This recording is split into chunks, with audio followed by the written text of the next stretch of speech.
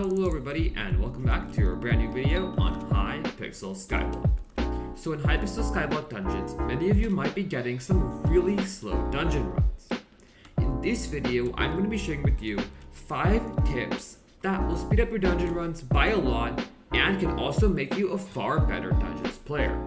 And no, these are not your ordinary dungeon tips like learning secrets, learning how to stomp, and having good secret routes. These are more unique tips that are extremely easy to learn, very easy to do, and have no special requirements at all. So with all this in mind, let's get started. Alright everyone, so now I'm in a floor 6 dungeon run. So when you're doing dungeons, usually your party members take a little bit of time to ready up and start the dungeon. Now in this time, you should not waste it. Now, the only thing you need to do this is a stomp, and this is one of the most necessary items for dungeons anyway. So instead of waiting around before the dungeon, you can actually figure out how the dungeon is going to look like before it even starts. So how do you do this? Well, let me show you. So go to basically any wall that you can make ghost blocks out of, for example this clay right here, and basically just ghost block through it. So as you can see here, I'm able to make a lot of ghost blocks. And look at that. Now I can figure out exactly which room I'm about to enter into. I know that this room has 6 secrets. There's going to be a mini boss in the center, and the starred mob is going to be on the corners. As you can see, you can get so much information in just a few seconds before the dungeon run even begins. So that's a pretty easy trick, and if you need help ghost blocking, you can just practice a little bit in trap room or something. But in general, this is one of the easiest things, and look how much information it gives you. Alright, so my next trick is something that I call Teleportation Optimization. Now this sounds really complicated, but it's not. So for dungeons, I think 90% of players have some sort of teleportation item. Let it be Hyperion, as an aspect of the void, or an aspect of the end.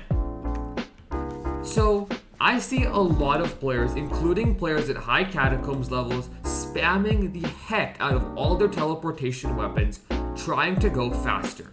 But in fact, this does the completely opposite effect and makes you go slower. Let me give you an example. So in this secret here, the secret is pretty hard to find, but let me just show you.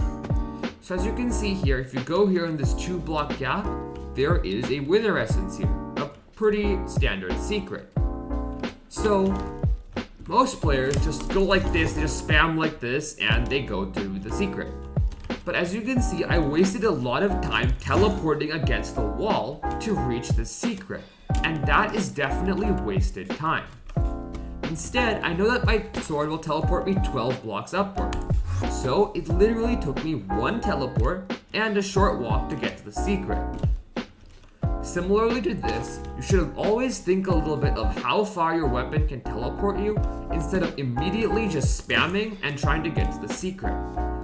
Now this is also true for underground secrets. For example here, in this secret here, there's some vines, and I can just spam here and go like this and it also works. But in reality, to go up, as you can see 1 teleport, to go here, I can just walk. And it doesn't actually need many teleports at all. Just like this, 1 teleport, get the secret, 1 teleport back, 1 teleport back up. And as you can see, I did that so much faster than if I would have spammed it. Now obviously, optimizing your teleportation does require a pretty good knowledge of how much your weapon can teleport.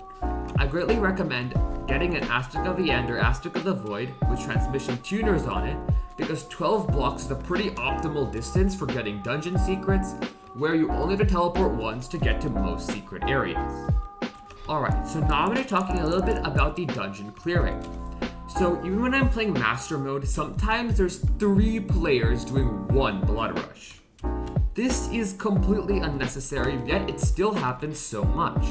In the Catacombs, there should be at a maximum of just 1 player Blood Rushing. And if you want the fragment in floor 7 that badly, then you shouldn't be doing the Catacombs with the party, but instead you should be frag running. Now with this in mind, there should only be 1 Blood Rusher for the Catacombs, and even for Master Mode, at a maximum there should be 2 players, which are a DPS class and a tank. So you should make it pretty clear with your party who's going to do the blood rush, because if there's 3 people blood rushing, that's basically 2 of the people doing nothing at all, because instead they could be getting secrets or doing other parts of the dungeon, like clearing. So on the topic of clearing, let's move on to the next point, which is also a pretty important one, which is clearing before secrets. Now I'm pretty sure some of you have already heard this before, but let me just explain to you real quick why clearing before secrets is very important. So in most parties, one person is going to blood rush, and that's all good, but the other party member should first clear and then get secrets. So what does clearing mean? Well, clearing, to put it simply, is basically just killing the mobs and getting this white check mark up here on every room until you reach a dead end. After you reach the dead end, then you can get secrets working backwards. For example, this room, as you can see, has the starred mob as the mob that I need to get the white check mark. So I'm gonna get that real quick. So as you can see, now I've cleared the room and got this white check mark. And as you can see, I'm not gonna get secrets yet because I'm not at the corner. As you can see, there's still this room here, and there's this puzzle here. So in this scenario, I'll probably go here because I haven't reached a complete dead end yet. As you can see, I cleared this room, and yet again, I'm still not at a dead end, so I will still continue to clear. And now, finally, as you can see, I've reached a dead end. There's nowhere else to go in the dungeon, so now I can get the secrets, and I can be on my way. Now, let's explain why clearing before secrets is actually important, because even me personally, I did not really get the point. To put it simply, clearing before secrets, first of all, makes the whole dungeon layout a lot more familiar.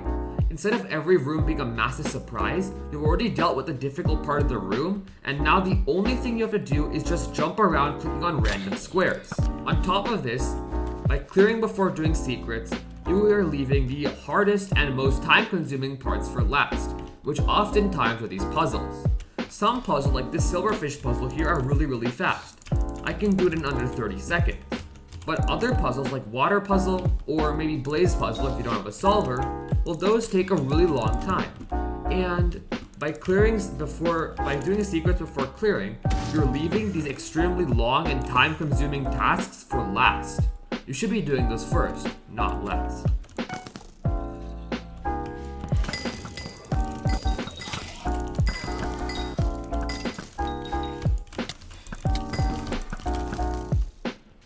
So what did I just do there?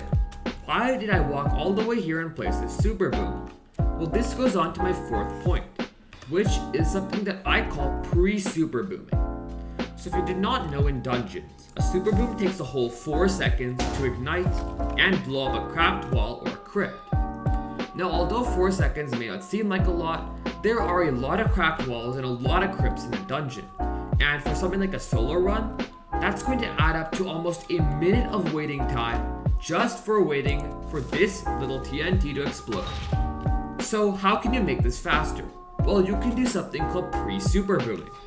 As you can see, when I went into this room, I cleared the mobs out, and then I walked up here, placed the super boom, and then I continued my blood rush.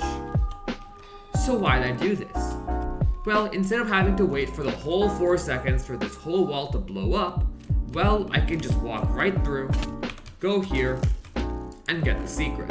These situations are a lot more common than you might think, and they can occur once every couple of rooms. Here, I can place a super boom, clear the rest of the dungeon, and now I can come back to it later, and instead of waiting 4 seconds here, I can just go and get the secret.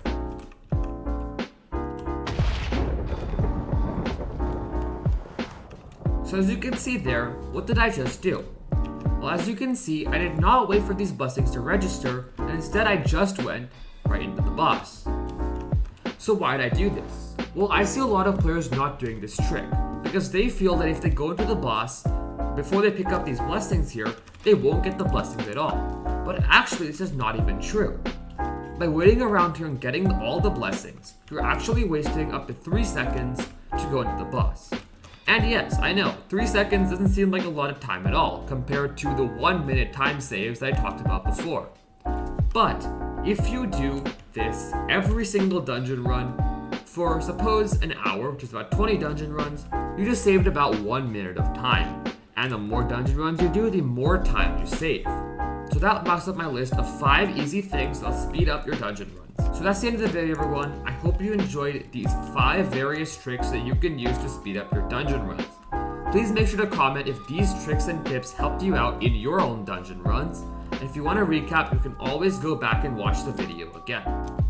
Thank you all so much for 10,000 subscribers. It's absolutely insane. And I've linked my 10,000 subscriber pack made by Not Premise School and Psycher MC in the pinned comments. So absolutely make sure to check that out. And I'll see you guys all later. Bye.